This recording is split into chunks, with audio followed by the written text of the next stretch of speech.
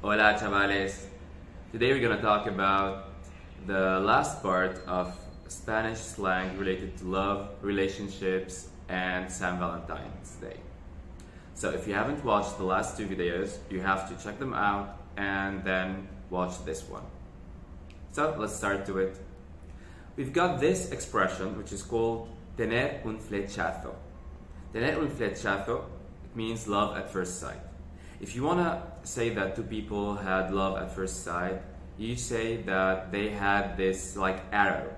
Una flecha es arrow. Un flechazo, it's like a big arrow, that Cupid's arrow has hit them. So as we can see in this example, in the series Scam, we have these two couples. Cuando Elliot vio a Lucas, ha tenido un flechazo.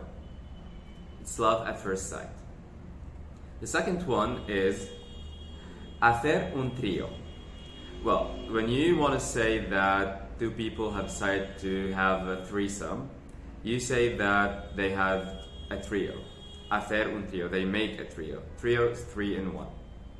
Carla, Cristian y Polo hicieron un trío en la serie de Élite. The next one is pillar cacho.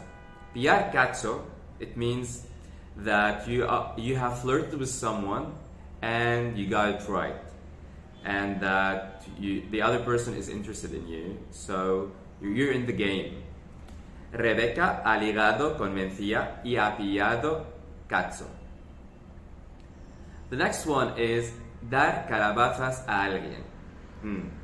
Dar calabazas a alguien means to reject someone. Rechazar a alguien. Verónica le dio calabazas a Raúl. It means that Raúl tried to flirt with Verónica, but Verónica, decided to reject him. Le dio calabazas. The next one is no comerse un colín. No comerse un colín, it means as well that Raúl no se ha comido un colín. In the same example as we've seen with Verónica, he tried to flirt with her, but Verónica le dio calabazas y Raúl no se ha comido un colín. It means that the result of his flirting ended bad.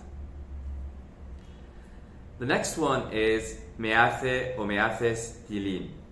Me hace tilín when you're talking about someone indirectly. Me haces tilín, it's like you're talking with the person, which means that you make me tick. This feeling that like butterflies in the stomach means like you have feelings toward that person. It makes you shiver like that. Mi novia me hace tilín.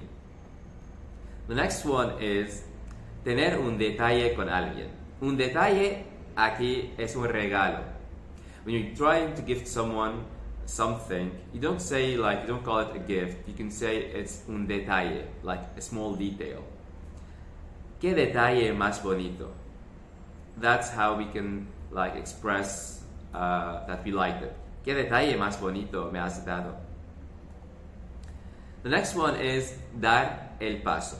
Dar el paso, it means to make the move, to get married with someone, casarse con alguien.